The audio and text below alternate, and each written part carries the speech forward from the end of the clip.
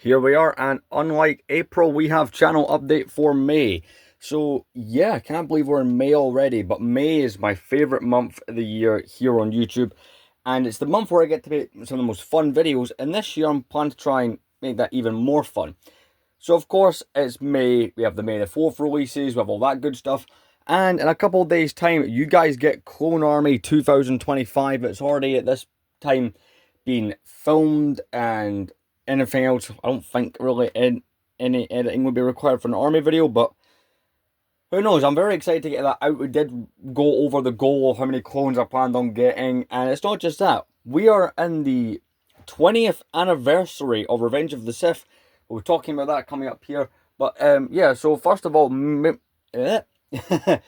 April was a brilliant month. You know, we managed to get quite a few things knocked off that I wanted to do, set wise.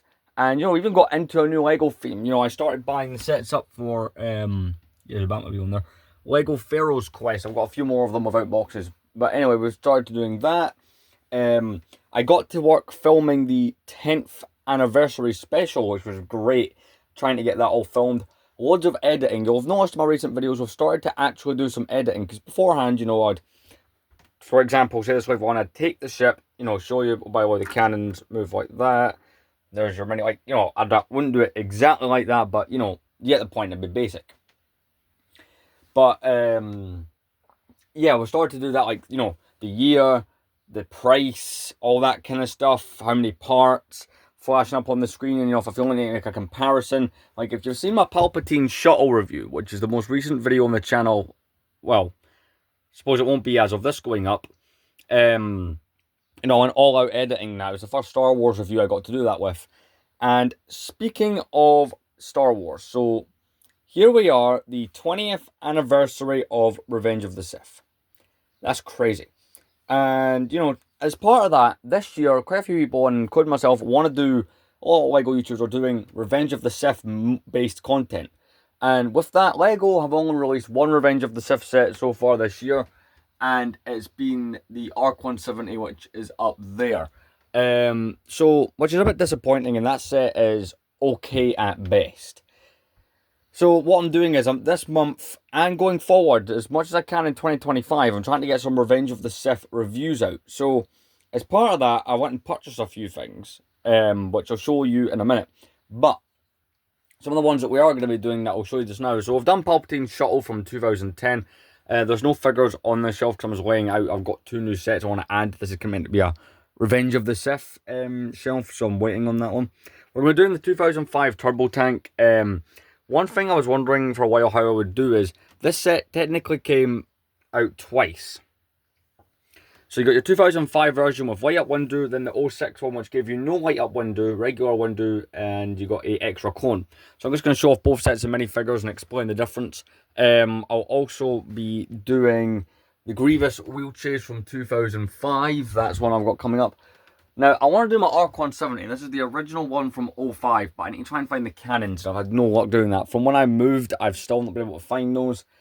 Am I going to bricklink the parts? Yeah, but I'm also probably going to buy a second Arc 170, or second version of the 05 one for army building reasons.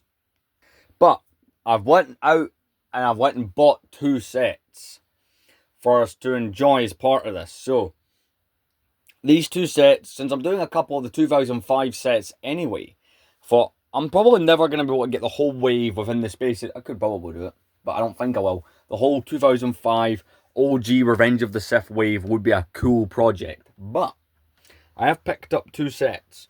I have picked up 7251 Darth Vader's transformation from 2005. All the parts are in there. I'm probably going to live build those. And we've got the Clone Scoutwalker, two brilliant sets from 2005. Two of the smallest ones, granted, but I do actually have the biggest Revenge of the Sith set from that year, which is the Turbo. I believe it would be the Turbo Tank. I don't think. I mean, what, the two other big ones are the Ultimate Lightsaber Duel and the Wookiee Catamaran. I don't know. But we've got those coming up, so that'll be great. I'm planning just to do as much content on that as possible. And a lot of you guys, I do appreciate all the feedback we've been getting on the edits I've been doing the videos. Also, this update might be a bit weird. I don't usually start off right away. I usually show off my shelving. There's not too much else to show off.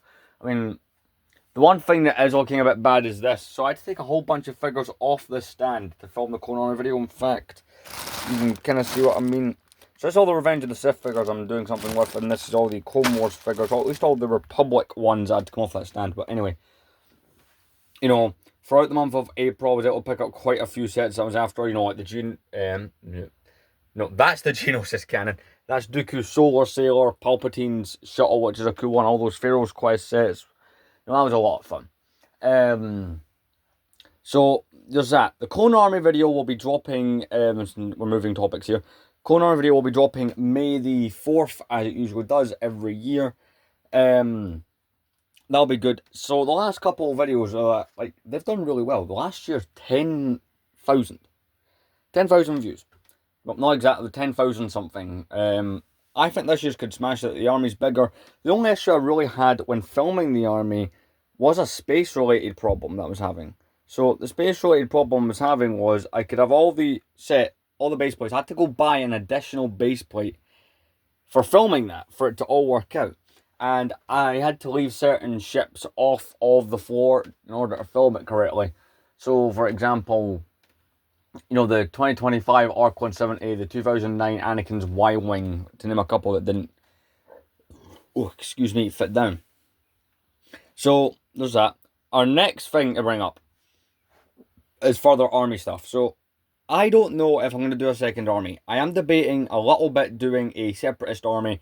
And that's because for the first time in years, I've actually added vehicles, or you could call that. So, of course, the biggest vehicle you can really get for that, and I need to clean that, Jesus, is the 2012 Malevolence. But I've added a few that I've kind of really just realised. So I've got the 2010 Grievous Starfighter down there, the 2012 Geonosis Cannon, the 2011 Sith Night Spear, the 2009 Solar Sailor, probably throw Cad Bane Speeder from 2010 and the 2002 Slave 1 in there.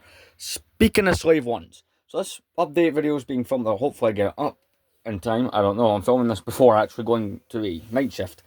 Slave 1 drops at midnight. Big Jango Fett shoes. Something I didn't think LEGO would do. I always thought, like a lot of people, were going to remake Boba Fett's first.